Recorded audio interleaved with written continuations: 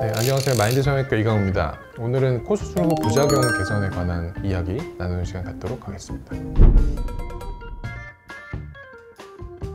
제가 상담을 해보면 이제 대부분 수술에 대한 걱정과 공포가 가장 큰 것 같아요. 잘못될까? 문제가 생길까? 뭐 이런 걱정들이 사실은 수술을 하기까지 굉장히 이제 공포심이 드는 부분이죠. 그건 제가 10분 이해를 하고, 수술하는 입장에서도 저도 부작용 걱정을 많이 하는 편이거든요. 제가 항상 안전하고 확실한 거를 좀 추구하는 타입이기 때문에 그 부분들에서 항상 많이 생각을 하고 예방할 수 있는 방법들을 많이 생각하는 편이에요. 그래서 부작용은 여러 카테고리가 있지만 기본적으로 코 수술에 있어서는 힘에 관련된 부분들이 첫 번째인 것 같습니다. 우리가 생각하는 휘는 현상, 비대증이 생기고 구축이 생기고 코가 막히고 비중격이 약하면 반드시 보강을 해야 된다고 하는 게, 제가 재수술 상담할 때 보면 CT를 찍어봤을 때 비중격이 이렇게 꺾인 사람들이 생각보다 많아요. 이렇게 완전히 지그재그로 꺾인 거. 힘을 견디지 못하기 때문에 꺾이는 거거든요. 코는 항상 움직이는 조직입니다. 주변에서 막 크게 웃고 떠드는 사람도 이게 막 사정없이 당겨지거든요. 그러니까 코는 굉장히 많이 움직일 수밖에 없는 조직이니까 그걸 잘 견딜 수 있어야 되는데, 그걸 견디지 못하면 이제 꺾이거나 휘임 같은 현상이 초반에 특히 되게 생길 수 있는 거죠. 그래서 제가 항상 강조하는 것 중에 되게 튼튼하게 만들어야 된다.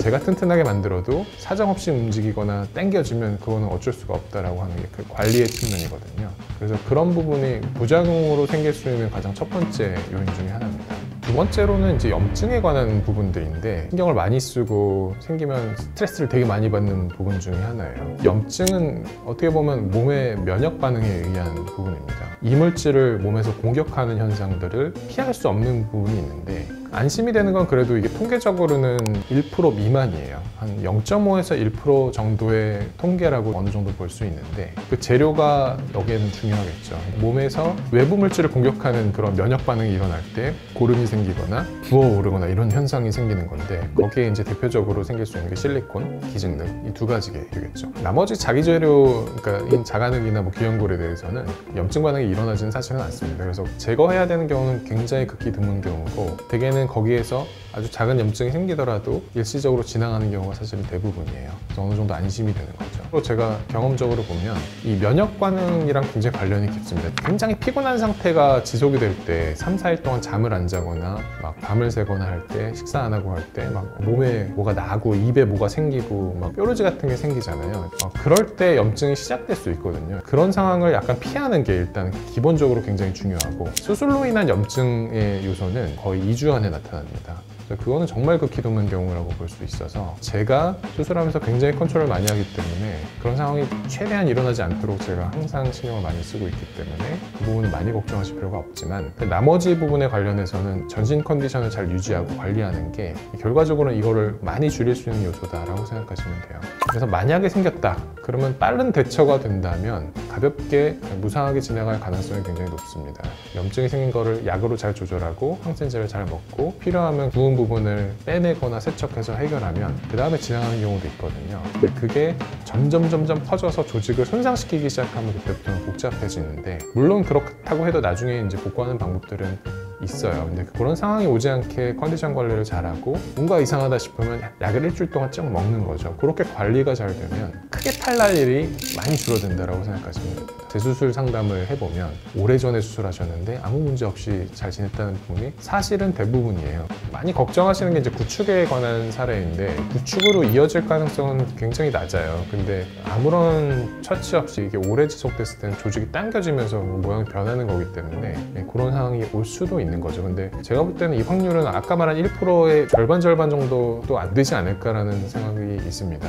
정확한 통계는 아무도 내준 적이 없지만 경험적으로 보면 그렇게 많은 사례는 사실은 아니거든요. 근데 이제 구축이 됐다고 해도 현대적인 기술로는 많이 내리면서 이제 복구할 수 있는 방법들이 있기 때문에, 저는 시간과 여러 가지 기술들만 합쳐지면 그거는 많이 복구가 될 수 있는 상태라고 저는 생각을 해요. 영원히 이렇게 지속되지 않을 거라는 좀 희망을 가졌으면 합니다.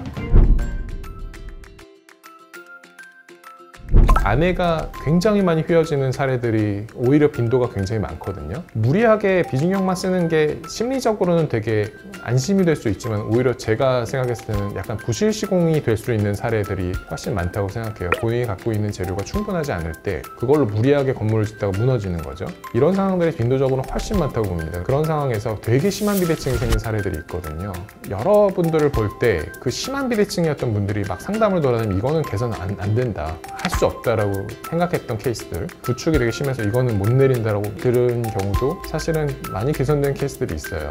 제가 화풍을 날리는 게 아니라 어느 정도는 꽤 많이 할 수 있는 사례들이 있단 말입니다. 그 원인을 잘 파악하고 기둥이 휜 거, 길이가 다른 거, 콧구멍의 노출도가 다른 거를 잘 교정했을 때 상당히 많이 이제 교정이 되는 케이스들이 있을 수 있거든요. 그래서 요즘은 그런 기술들이 사실 많이 발전해서 많이 복구를 할 수 있다라고 생각하시면 될 것 같습니다.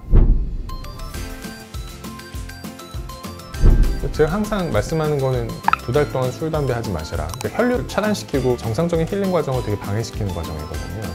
술, 담배에도 아무 문제 없었다라고 한 거를 기준으로, 물론 아무 일도 없을 수 있겠지만 확률 자체가 되게 올라가는 거니까 기본적으로 잘 지켜야 될 첫 번째고, 그 다음에 휘어짐과 이 비대칭에 관해서는 제 입을 잡고 움직이지 말라고 말씀드리거든요.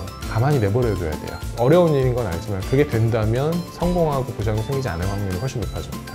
물리적인 거라고 생각하시면 돼요. 이 2가지만 기본이 돼도 되게 좋고, 그럼 3번째로는 이제 컨디션 관리죠. 식사 잘하고, 되게 기본적인 건데 생각보다 되게 중요합니다. 그게 잘 되면 정상적으로 힐링될 게 다 진행이 돼요. 그게 다 방해가 되면 정상적으로 힐링될 코스를 이탈하게 되는 거니까 그거를 이제 하지 않도록 관리를 잘 하셔야 돼요. 그러면 부작용 확률이 현저하게 떨어진다고 봅니다.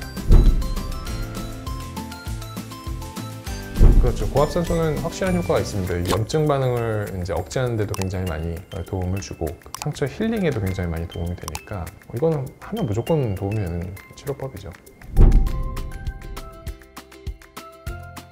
제가 이제 상담을 해보면 겁에 질려 있으신 분들이 많거든요. 이제 입장을 바꿔 생각하면 당연히 이해가 돼요. 근데 너무 많은 정보들이 있다 보니까 굉장히 혼란스러워 하시는 분들도 많거든요. 그래서 막 몇 년 동안 막 물어만 보다가 이제 술 못 하시는 분도 있고, 그런 경우도 많은 걸로 제가 알고 있는데, 이런 부분들은 대부분 사실 컨트롤이 가능한 부분들이에요. 보통 우리가 빈도적으로 보면 대부분 다 괜찮은데 문제 있었던 사례들이 굉장히 부각되거든요.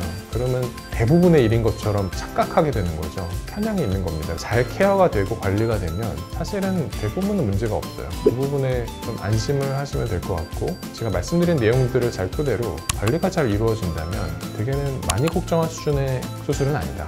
그런 면에서 좀 참고가 되셨으면 합니다. 그럼 이제 캐치, 마인드 캐치.